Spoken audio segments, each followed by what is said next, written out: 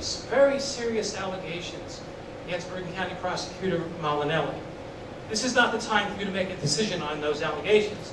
But Brendan pointed out, along with the Mayor of Carlstadt, that the Freeholder Board does have the option, it has the right, and in my opinion the obligation, to seriously investigate, to the extent that it's possible, these allegations, which the Bergen Record, the Star Ledger, and the Bergen Dispatch. The Bergen Record has just done a second investigative piece on that 2 days ago, very lengthy.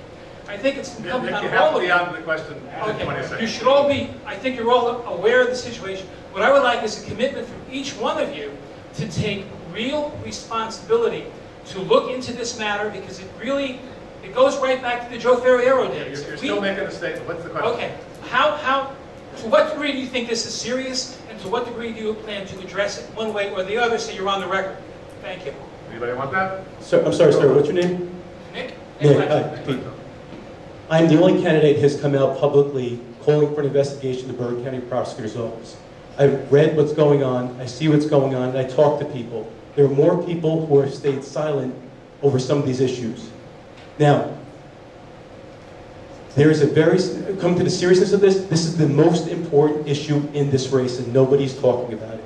Ladies and gentlemen, we cannot operate with allegations like this hanging over the Bergen County Prosecutor's Office. We need to find a way to clear these allegations. Now, the State Attorney General's Office should be involved in this thing, but we know that James Sweeney, the investigator at the State Attorney General's Office who uncovered some allegations, he was fired for pursuing the allegations. Also, Paul Fishman has been eerily silent on this, or the District Attorney for New Jersey from the federal level. We can't ask the prosecutor's office to investigate themselves. What we need to do is clean up our own backyard. We need to commission a private investigation by the freeholders and then make those findings public. Thank you. Tracy, I think you wanted that.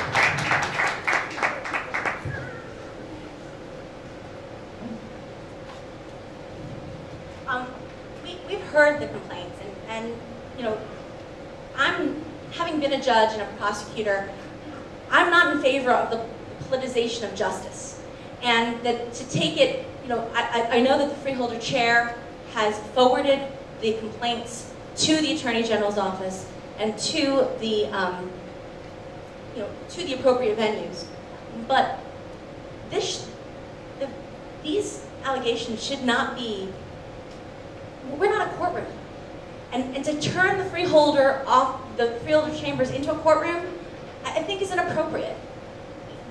There are other venues where this should be appropriately handled, and they have been referred there. John, do you want to? Yeah. I was at that freeholder meeting, and I came away stunned by what I heard. And my concern is, and I'm gratified to hear that Chairwoman Voss has moved this forward, at least for some sort of investigation. But the concern is, and I think that has to be the concern of everybody here in this room, is that with this cloud hanging over the prosecutor's office, the sooner the investigation is conducted, and no matter how it comes out one way or the other, because what it does, it taints anything that's going through that prosecutor's office right now. So let's get this investigation done at the appropriate levels, and then we can move on. Tom, you want it? Yeah, I just want to say that the Freeholder Board listened to everybody's concerns. We heard one side of the stories, and our job is to forward these things like we did. Now the State Attorney General and the Governor, who are the appointing authority, will have all this information. I'm sure they'll do a very good, thorough investigation, and they are the appointing authority, and they are the ones that need to make the decision. And we did, as a Freeholder Board, what we had to do. We listened to the people, we took the information, and the chairwoman has forwarded it to the proper place where it needs to be looked at. And that's really what we did, and that's what we had to do, and we did it. Thank you. Two more questions, folks. Mark? Next. Huh? You said I did say you were next. I apologize, man. Promise is a promise. Promise is a promise. My question has to do with adding additional personnel to the county roster. And there have been a lot of additional people that have been added. Now, I'm not debating who was hired and whether they should be. My question is, government should be run as a business.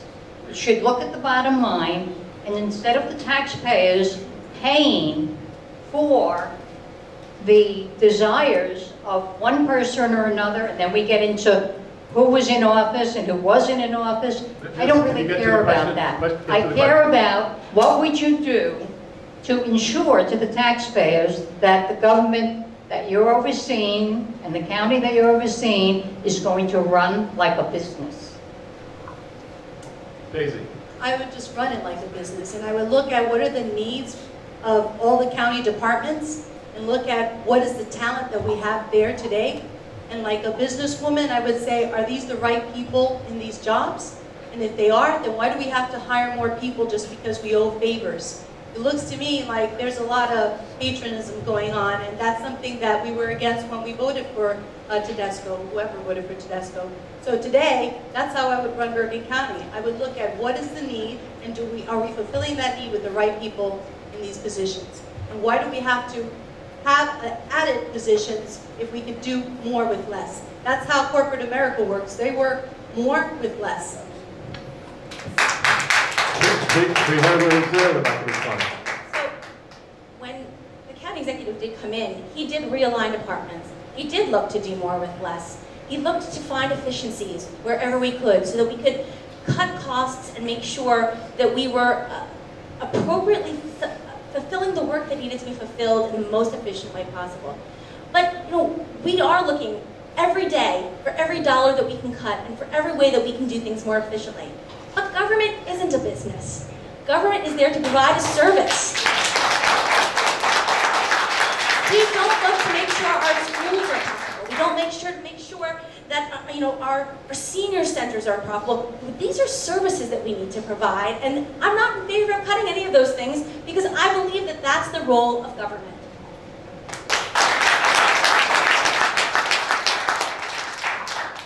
I agree the services that the county provides are excellent.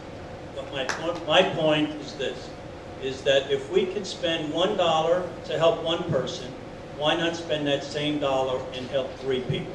I think the idea of bringing efficiencies in and not have a drop-off of services is our obligations as elected officials to make sure it's done. People are leaving Bergen County because property taxes are too high. If we don't look to streamline costs, we're all up against it. So we got to do it much better and more efficient. Several people before this began tonight asked me to make sure that they question about the Uniform Commercial Code, the Uniform Construction Code, and the role that the freeholders should be playing in respect of the building codes, particularly in light of the Edgewater issue. Does someone have that question? Do they want to raise that? No one here? I'm astonished about that. Okay. Did you want to, Councilman? Okay. Other questions? Raising his hand right here. Okay. Okay. There you go. With respect to the politicization of the questions which you stated, you indicated that the freeholders is not a courtroom. I think what we need is much more politicization. Tonight we've had 99% of the candidates speaking and about 1% of the citizens here. Sir, we need your question. I'd like to augment the citizens and say that Sheriff Cacone, as an example, was run out of the sheriff's office, and is that a question? What's your question? And that's an example. That's an example of the politicizing, political development. I think politicization is the question you're in. Exactly.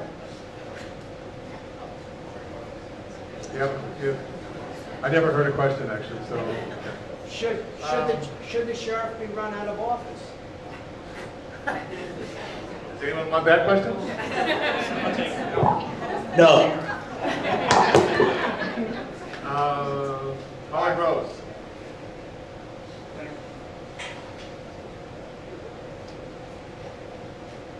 First of all, thank you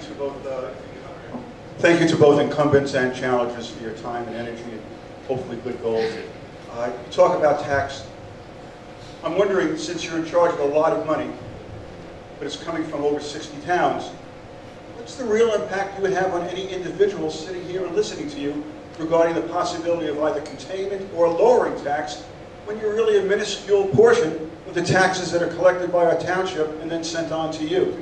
It's a very small percentage on an individual basis and a township basis compared to a county basis. So again, the reality. We need a question. The question is the reality of a tax containment or tax lowering. You mention it, and it sounds like platitudes rather than reality. Well, one quick thing is I'm happy to say last night that we refinanced 5 towns that saved close to $4 million by using the BCIA's and the county's AAA bond rating. So that's direct tax relief. In some communities, they're going to see almost a 2-point decrease in their debt. So that's one way that the county automatically can help. The other aspect of it is shared services. You know, that is what we've been, as far as the realignment of the county police and the county sheriff, but it's even more than that. It's engaging the municipalities in ways that they can take part in some of the county services that we provide to lower their individual tax bills within their own municipalities. Yes, we are guarding every penny at the county level and making sure that there's no tax increase. And as you pointed out, it's a small portion of the overall tax bill, but it's coming up with solutions. It's coming up, it's innovating. It's having discussions regarding public-private partnerships and providing and enhancing the services in our lives. It's making Bergen County more accommodating as a place to live by engaging in some of those discussions that we didn't get to, that were on your